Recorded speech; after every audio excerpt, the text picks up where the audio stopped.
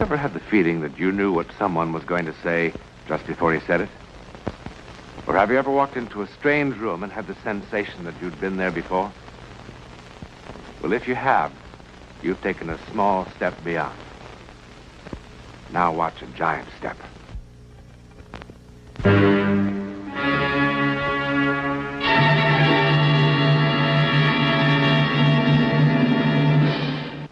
It's a lovely house, isn't it?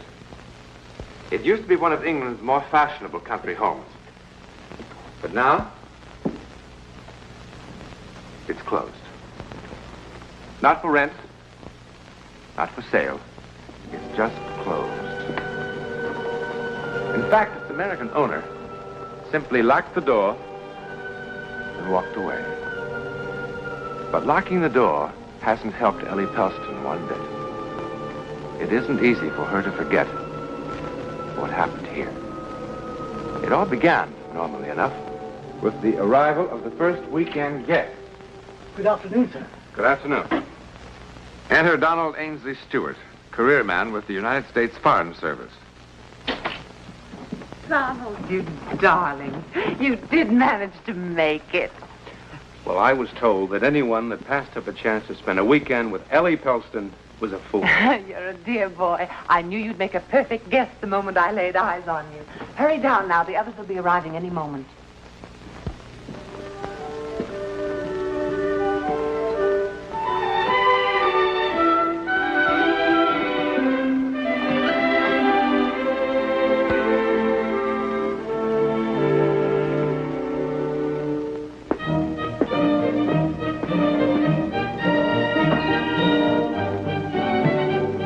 May I help you unpack, sir?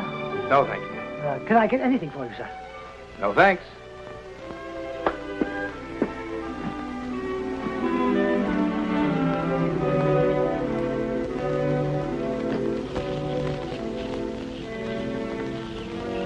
Do you think I'll go on taking this sort of thing from you forever? You won't have to ever again. What are you talking about? Can't you see? It's plain enough. I'm packing. I'm leaving you, Carter, for good. But leave it. For whom? Anyone who can make me feel like a woman. Why, you cheap, rotten... Careful, Carter. You'll have a fit. No. You're not leaving. You're not. You'll never make a fool of me again. Not ever again. Threatening. How ridiculous you are. Why don't you stomp your feet and scream? Why don't you? Carter! Let me go! No! No! No! Let me! Somebody! Stop it! Stop it! Stop it! Stop what? Stop what, Donald? Ellie!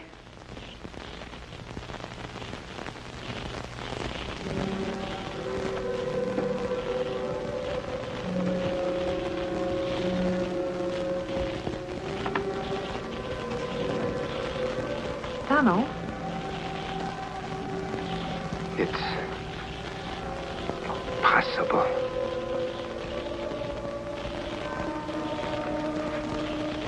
Gone? Donald, who's gone? They were here. They were.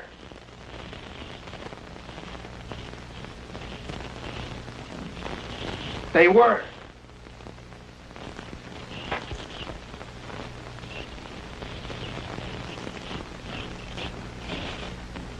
Who was here? I don't understand. Donald, are you all right? Ellie.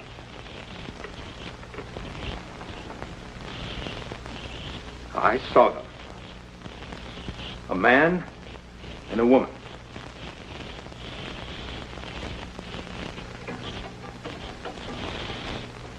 Ellie killed her with this.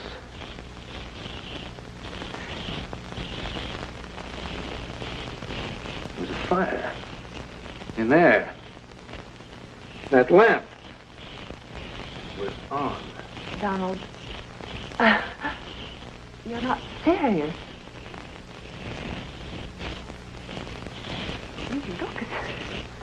Well, I mean, you really do look as if you'd seen a ghost or something. You'd better have yourself a drink. Come on, I'll fix you one.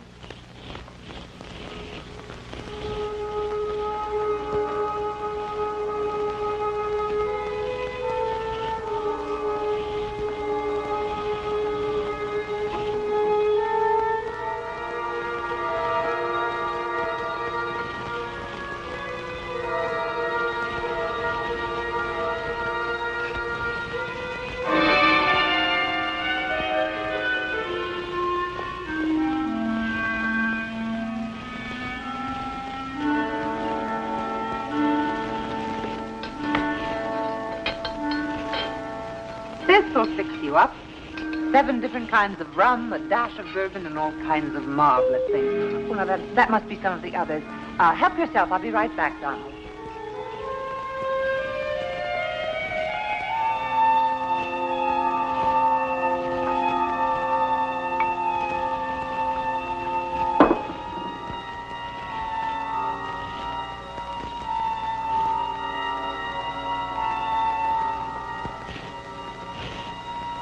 I'll have one, too.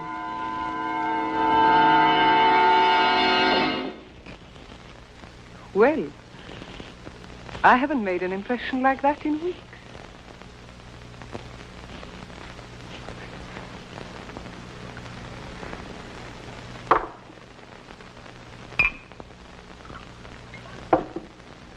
Here, your need seems to be even greater than mine.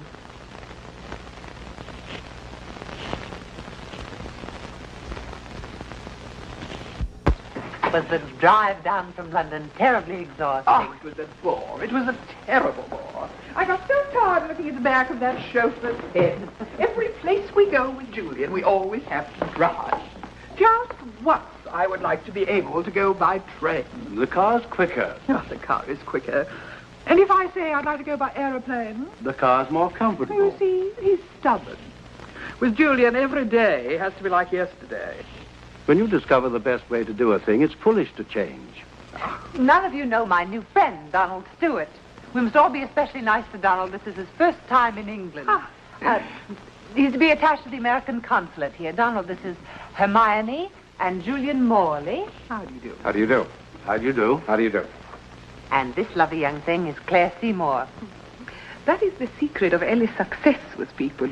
Flattery rolls from her tongue as naturally as breathing. I thought she was just being accurate. There is no question that you're in the right line of work. Excuse me a moment. I have to talk to Isabella about dinner. Friend.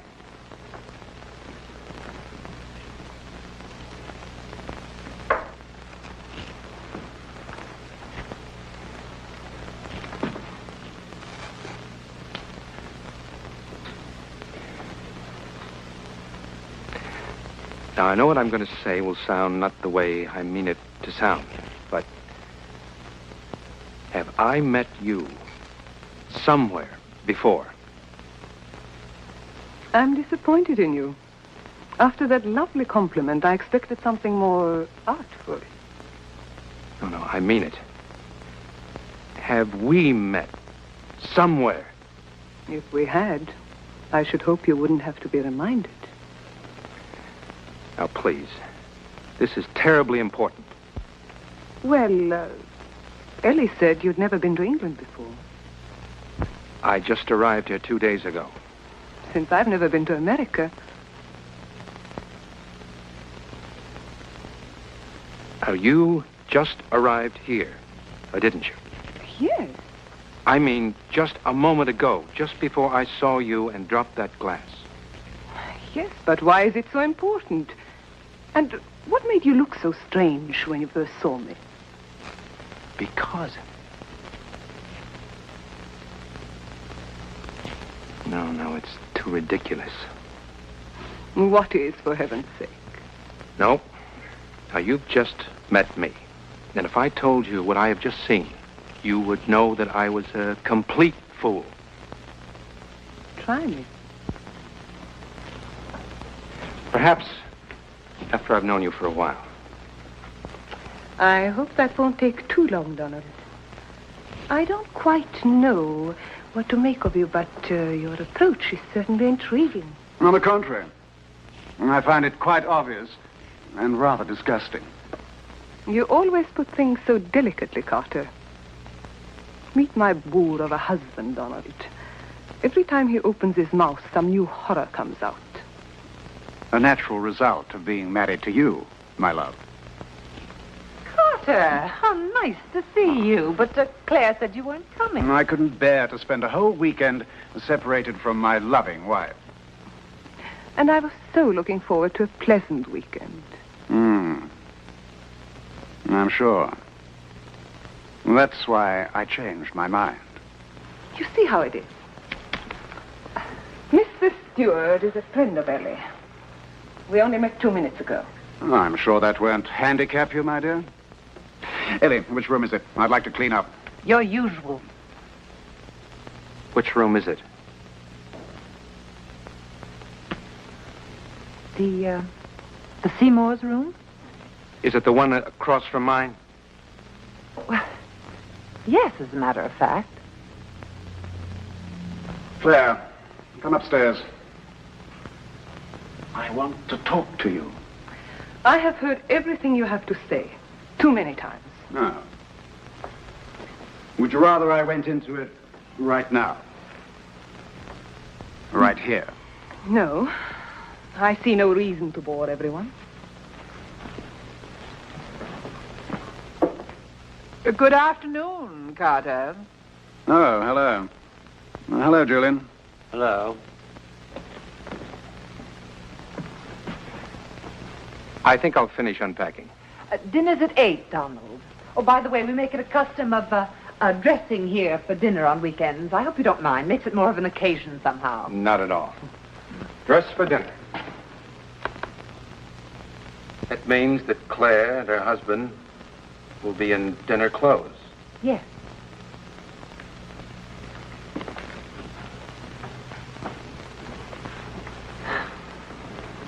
It's a very odd young man you found, Ellie. Yes. Isn't he?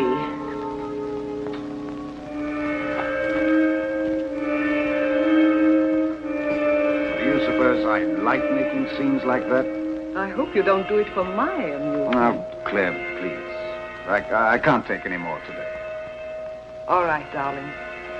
Let's forget it. Are you lost? Well, I realize how this must look, but I was just trying... Really?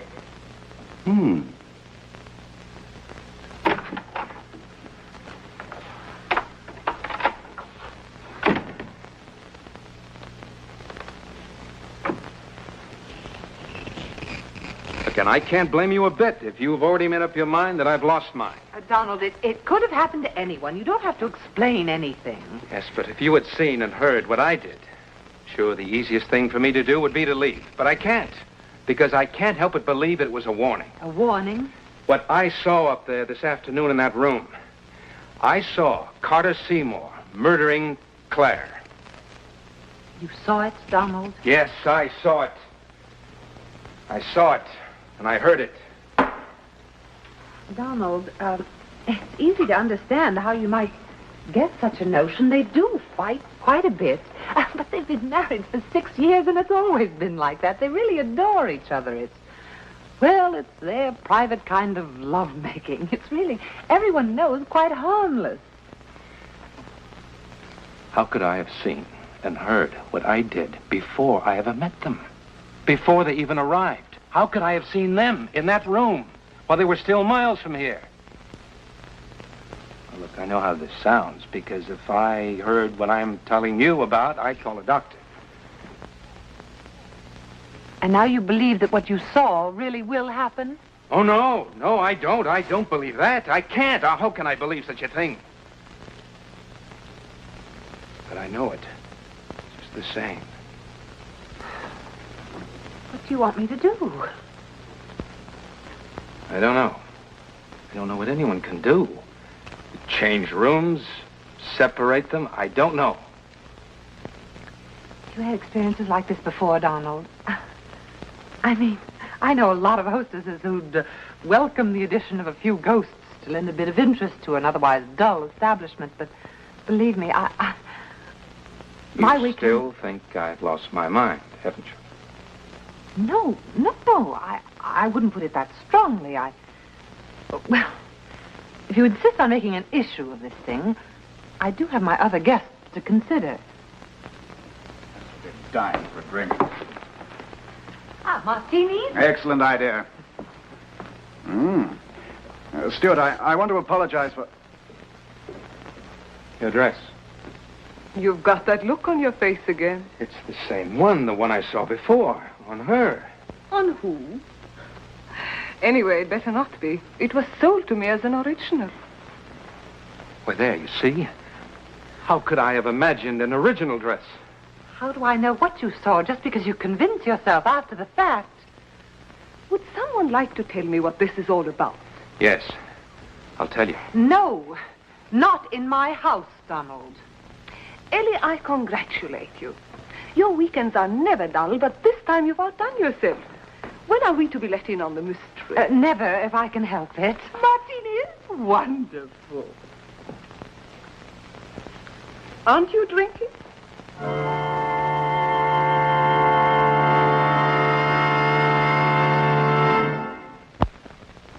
Carter, can't you ever say anything nice about anyone? Not if I can help it. You know, you used to be such a nice little boy, but you've grown into such an unpleasant young man. I think Marie's a lovely child, Carter. Lovely.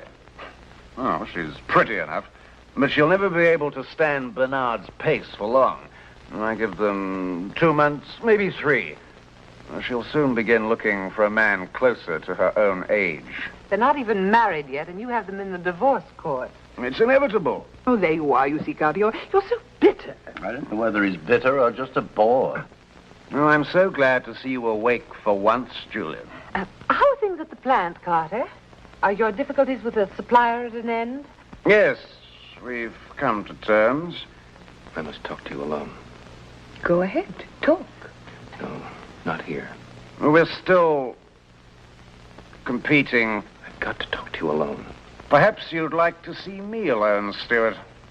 Oh, Carter, for heaven's sake. Oh, it really isn't the sort of thing that you're thinking. No. Well, just what sort of thing is it? Well, go on, Stuart. Why don't you explain it to everybody? I'm sure they'd be very interested. Just look at their faces. Ugh. See, if I told you now, you'd only misinterpret. No, that's not likely. Where Claire is concerned, there's not much possibility of misinterpretation. Now, 6 years of marriage have taught me what to expect. Do shut up, Carter. Ellie, are we going to play bridge tonight? Of course. You know Julian and Hermione live for their bridge. You do play bridge, don't you? Oh, I'm sure he plays all kinds of indoor sports. Carter, please. Do I embarrass you, Claire? I didn't think that was possible. Carter, please, for heaven's sakes, we've all been friends for a long time now. Let's just have a pleasant weekend. Do I embarrass you, Claire? Yes. You embarrass me. Being married to you embarrasses me. Every day. Every night. Oh, I do. Well, isn't that marvelous? I embarrass you. Look at her, everybody. Isn't she wonderful? She's embarrassed. Embarrassed? A girl who's done everything. Twice.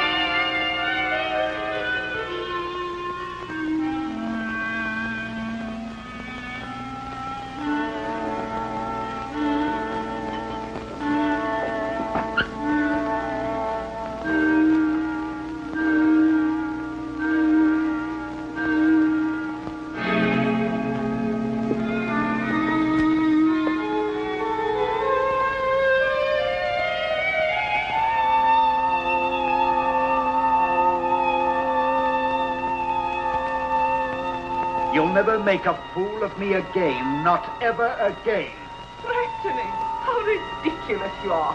Why don't you stomp your feet and scream? Why don't you? Carter! Let me go!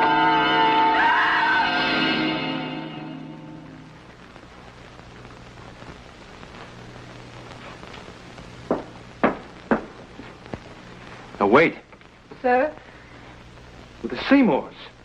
Where are they? Mr. and Mrs. Seymour? Oh, they've gone, sir. They're gone. Yes, sir. Well, they can't have. Well, they have, sir. When did they leave? Just now. Oh, and they said to give Mrs. Pelston their regrets, that they're not fit company for anyone right now.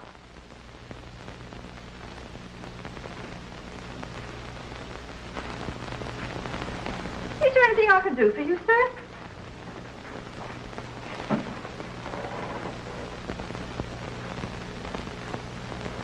They didn't even light the fire. What's that you said, sir? There was nothing. It was nothing.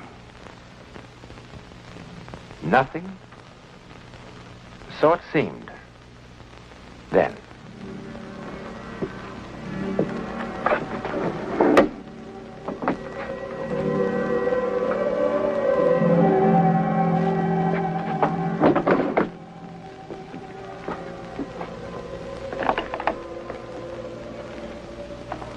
But it was hardly nothing. Call it mental radio, or whatever you like. Donald Stewart's experience was not a simple hallucination. It was an accident in time. Somehow, his mental radio had tuned into sights and sounds of the future. Sights and sounds that for some people, in some rare situations, seemed to repeat over and over again, from the past or the future, like an echo in the corridor of time. What Donald Stewart saw and heard did happen, just as he had seen it and heard it, in the same room, on that same September weekend, but a year later. Unfortunately, on the actual and fatal weekend, he was not there to interfere with fate. Now, perhaps as many believe, fate is inexorable, and nothing and no one can change it. Or perhaps not.